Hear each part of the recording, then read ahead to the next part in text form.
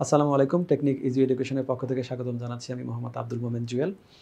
আজকে আমরা হায়ার ম্যাথের ১৪ চ্যাপ্টারের যে অনুশীলনী ম্যাথগুলো আছে, বিশেষ করে আমাদের যে ১ থেকে ৬ এমসিকিউগুলো আছে, সেগুলো আমরা সমাধান করব। তবে এখানে আমাদের যে কিউআর কোডটা দেখা যাচ্ছে, এটা ডামি কিউআর কোড। এই ভিডিওটার অ্যাকচুয়াল কিউআর কোডটা তোমাদের বইয়ে থাকবে, সেখান থেকে স্ক্যান করে তোমরা পাবে। আর এর পরবর্তীতে যে কিউআর কোডগুলো আসবে, সেগুলো ভিডিও এবং বইয়ের যে কিউআর কোড, সবগুলো থেকে পাওয়া যাবে। তো আমরা ম্যাথে ব্যাক করি। এখানে বেশ কিছু এমসিকিউ দেওয়া আছে।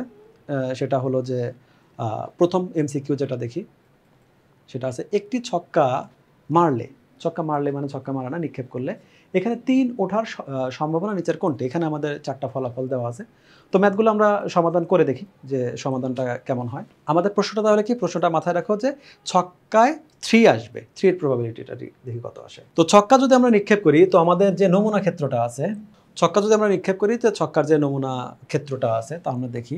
ছক্কা নিক্ষেপের যে নমুনা ক্ষেত্র, ছক্কায় আমাদের ৬টা পয়েন্ট থাকবে। সেটা হবে 1, এটা হলো 2, এটা হলো 3, এটা হলো 4, এটা হলো 5, এটা হলো 6। এই হলো আমাদের ছক্কা নিক্ষেপের টোটাল আমাদের নমুনা ক্ষেত্র। তো এখানে দেখতেই পাচ্ছি আমাদের মোট ফলাফল আর আমাদের অনুকূল ফলাফল আমাকে বলে দিয়েছে জাস্ট আমাদের 3 লাগবে। তাহলে এখানে অনুকূল ফলাফল, কারণ আমাদের অনুকূল ফলাফল জাস্ট আমাদের 3 আছে। তাহলে সেক্ষেত্রে আমাদের সম্ভাবনাটা কত হবে?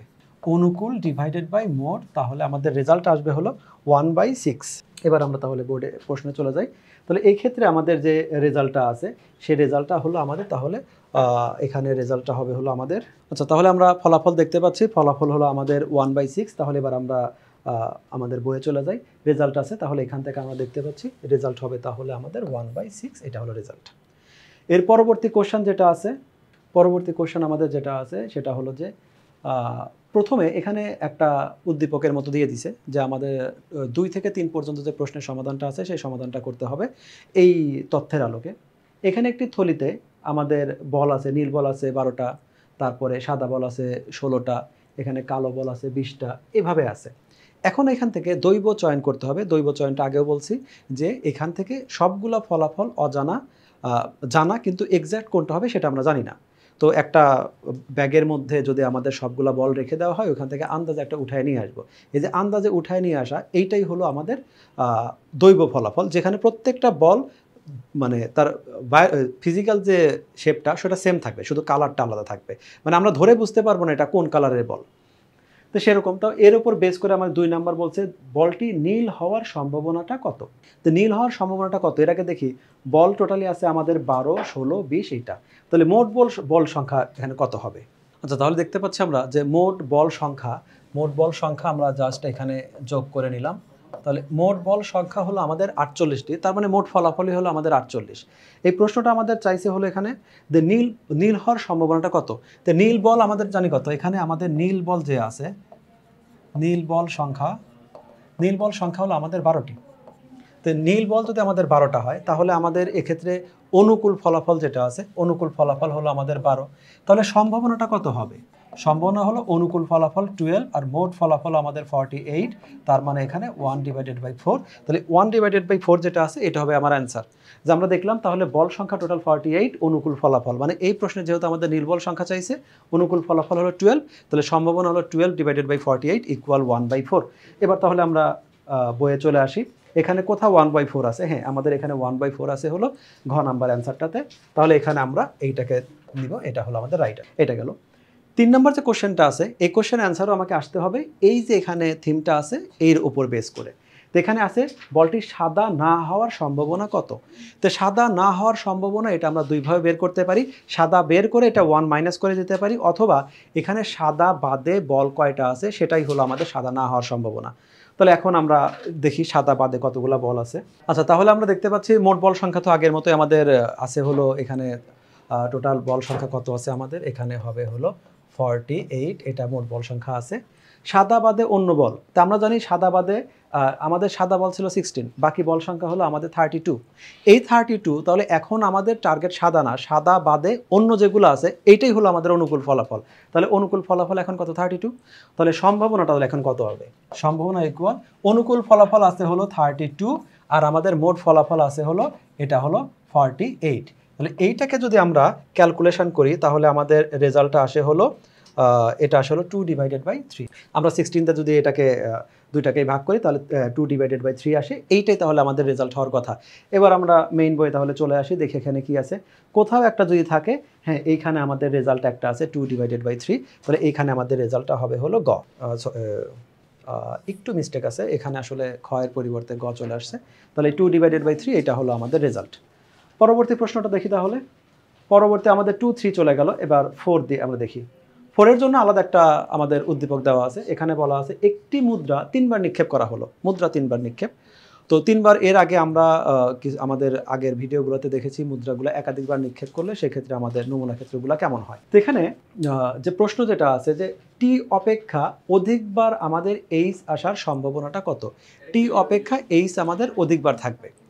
তো এরকম একটা ম্যাথটাতে তাহলে আমরা এরকম একটা প্রথমে নমুনা ক্ষেত্র দেখি, টি অপেক্ষা এইচ আমাদের অধিকবার আছে। তো এখানে আমরা একটা উদাহরণ দেখতে পাচ্ছি, যেখানে আমাদের অন্য একটা ম্যাথের আমাদের একটা উদাহরণ, যেখানে আমাদের একটা মুদ্রাকে 3বার নিক্ষেপ করা হয়েছিল। তো 3বার নিক্ষেপের ক্ষেত্রে সেক্ষেত্রে আমাদের ফলাফলটা হলো এরকম, ফলাফলটা আছে।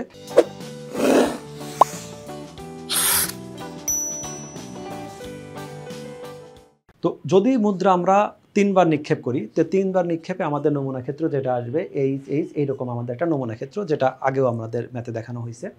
তো আমাদের শর্ত হলো এমন বিন্দুগুলো খুঁজে বের করব যে ক্ষেত্রে আমাদের এইচ এর আধিক্য থাকবে, এইচ বেশি থাকবে, টি কম থাকবে। তো সেক্ষেত্রে দেখি কোনটা কোনটা সেই শর্ত ফিল আপ করে। আমাদের এখানে শর্ত ফিল আপ করে, এখানে এইচ 3টা আছে, টি টোটালি অ্যাবসেন্ট। এখানে আমাদের এইচ 2টা, টি 1টা, মানে এখানে এইচ বেশি আছে, তো একটাও আমাদের অ্যাকসেপ্ট করবে। এখানে এইচ 2টা, টি 1টা, এরকম ফলাফল আর কোনটা আছে, কিন্তু এইটা আমাদের অ্যাকসেপ্ট হয় না। এখানে টি বেশি আছে, টি 2বার আছে। এইখানে আবার আমাদের এইচ ওকে আছে, এখানে আমাদের এইচ বেশি আছে, এখানে আমাদের টি বেশি আছে, এটা টি বেশি আছে, এখানে তো শুধু টি আছে। তাহলে দেখতে পাচ্ছি এখানে টোটাল 4টা ফলাফল আছে, যেখানে এইচ আধিক্য আছে, আর আমাদের 4টা ফলাফল আছে যেখানে আমাদের এই টি বেশি আছে। তাহলে এই ক্ষেত্রে আমাদের অনুকূল ফলাফল হচ্ছে তাহলে 4। তাহলে অনুকূল ফলাফল 4 আর আমাদের মোট ফলাফল হলো আমাদের 8। তাহলে এখন এই টাইপের যদি আমাদের ম্যাথটা হয়, তাহলে এখন আমরা আমাদের টি অপেক্ষা এইচ বেশি আসার সম্ভাবনা, তাহলে আমরা দেখতে পাচ্ছিলাম যে আমাদের সম্ভাবনা ছিল অনুকূল ফলাফল, যেখানে ছিল অনুকূল ফলাফল, এখানে অনুকূল ফলাফল ছিল আমাদের 4 আর মোট ফলাফল ছিল 8। এরকমটা, এটাকে যদি আমরা সিম্পলিফাই করি তাহলে আমাদের রেজাল্ট হবে হলো হাফ। তো হাফ এখানে আছে কোনটা, হাফ এখানে আছে হলো আমাদের গতে, তাহলে এইটা হলো আমাদের রাইট অ্যান্সার। এটা গেল। এখন এরপরে আমাদের আরেকটা ম্যাথ আসবে, এখানে দেওয়া আছে 0বার টি আসার সম্ভাবনা কত। 0বার টি মানে কোনো টি আসবেই না। তো আমাদের যে নমুনা ক্ষেত্রগুলো ছিল, আমাদের কোনো মুদ্রা 3বার নিক্ষেপের যে নমুনা ক্ষেত্র ছিল, সেইখানে আমরা দেখতে পাচ্ছি যে এই একটা বিন্দু, এটা এমন একটা বিন্দু যে বিন্দুতে আমাদের কোনো প্রকার টি নাই, মানে টি এইখানে আছে 0বার। এই বিন্দুটা বাদে বাকি যে বিন্দুগুলো আছে প্রত্যেকটা বিন্দুতে দেখতে পাচ্ছি এক বা একাধিকবার আমাদের টি উপস্থিত আছে। তো আমাদের এমন একটা বিন্দু খুঁজে বের করতে বলছে যেখানে টি অনুপস্থিত। টি অনুপস্থিত আছে এখানে মাত্র একটা বিন্দুতে, তাহলে অনুকূল ফলাফল হলো 1 আর মোট ফলাফল আমাদের 8 আছে। তাহলে এবার দেখি আমাদের রেজাল্টটা কি হয়। তাহলে এবার আমরা আসি, এখানে আমাদের টি আসবে হলো 0বার টি আসবে। তো 0বার টি আসার সম্ভাবনা কত, আমাদের টি নাই এরকম ফলাফল আছে জাস্ট আমাদের একটা, তাহলে আমাদের অনুকূল ফলাফল হলো 1 আর মোট ফলাফল আমাদের হলো, যদি 3বার নিক্ষেপ করি মোট ফলাফল হলো 8। তাহলে এইরকম রেজাল্ট আছে, সেটা হলো আমাদের ঘ নাম্বারে মিলে যাচ্ছে, তাহলে এইটা হলো আমাদের রেজাল্ট। এই হলো আমাদের 5 নাম্বার। এক্ষেত্রে এখন আমাদের লাস্ট প্রশ্নটাতে চলে আসি।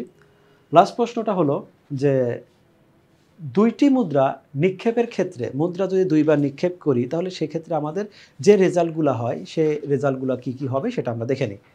তো মুদ্রা যদি আমরা 2বার নিক্ষেপ করি তাহলে নমুনা ক্ষেত্র, আমি প্রবাবিলিটি ট্রিটা ড্র করব না, নমুনা ক্ষেত্রটা লিখি। যেহেতু প্রশ্নটা হলো শুধুমাত্র আমাদের মুদ্রা 2বার নিক্ষেপ করতে হবে, তো 2বার নিক্ষেপ করলে আমাদের নমুনা ক্ষেত্র যেটা হবে সেটা হবে H H T H H T T T. তো আমাদের এইটা হলো আমাদের, যদি মুদ্রা জাস্ট 2বার নিক্ষেপ করা হয় তাহলে সে মুদ্রাটা আমাদের যদি হয়, তো এইটা হলো আমাদের নমুনা ক্ষেত্র, মানে আমাদের মোট ফলাফল তাহলে 4টা। এখানে প্রথম প্রশ্ন, বড় জোর এইচ পাওয়ার সম্ভাবনা। এখানে বড় জোর এইচ পাওয়ার সম্ভাবনা মানে হলো বড় জোর একটা এইচ পাওয়ার সম্ভাবনা, মানে একটা এইচ হলেও হবে, আবার একের কম হলেও হবে, এর বেশি হয়ে যাবে। বড় জোর তোমাকে লাস্ট লিমিট দিয়ে দেওয়া হয়েছে, এইচ একবার আসবে। তো এরকম ফলাফল আমাদের কোনটা অ্যাকসেপ্ট হয় দেখি। এরকম ফলাফল আমাদের অ্যাকসেপ্ট হবে হলো বড় জোর একটা, তাহলে এইটা আমাদের অ্যাকসেপ্ট হচ্ছে না, এটা অ্যাকসেপ্ট হচ্ছে, এটা অ্যাকসেপ্ট হচ্ছে। এখানে বড় জোর একটি এইচ, বড় জোর একটি এইচ, তাহলে আমাদের এটাও আমাদের অ্যাকসেপ্ট হচ্ছে। বড় জোর একটা হবে বা তার নিচে হলো সমস্যা নাই, কিন্তু এর বেশি হওয়া যাবে না। সেক্ষেত্রে তাহলে আমাদের অনুকূল ফলাফল আসে হলো 3টা, আর মোট ফলাফল তো আছে 4টা। তাহলে এই ম্যাথটা দেখি, এটা আমাদের আসে হলো 3/4, মোট ফলাফল 4 আর আমাদের অনুকূল ফলাফল হলো 3। তো এইটা যদি আমাদের রেজাল্ট এরকম কোনো ফ্র্যাকশনে থাকতো, ভগ্নাংশে থাকতো, তো আমি সেটা চেক করতাম। আর সেটা যদি না হয় তাহলে আমরা করতে পারি 3/4, সেক্ষেত্রে রেজাল্ট আসে 0.75।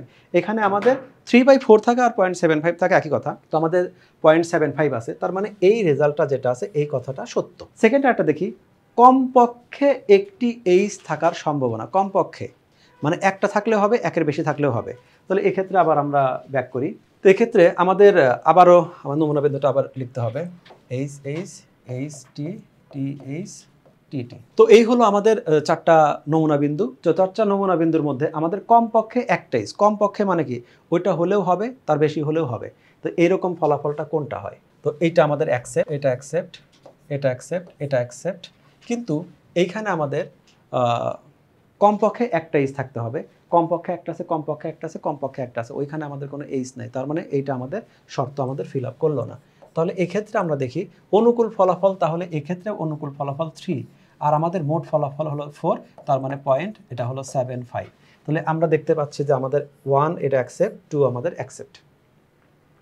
3 বলছে এইচ এইচ একটি নমুনা বিন্দু, এইচ এইচ একটা নমুনা বিন্দু বা এইচ এইচ একটা নমুনা বিন্দু, এটা অন্য কিছু না। আমাদের এই নমুনা ক্ষেত্রের মধ্যে একটা নমুনা বিন্দু ছিল এইচ এইচ। এই আমাদের সম্ভাবনার ক্ষেত্রে এইখানে যদি নমুনা ক্ষেত্র লিখি তাহলে এইচ এইচ একটা বিন্দু আসলেই পাওয়া যায়। ওরা বলছে একটা নমুনা বিন্দু, তাহলে আমাদের এখানে এই কথাটা আমাদের ওকে আছে।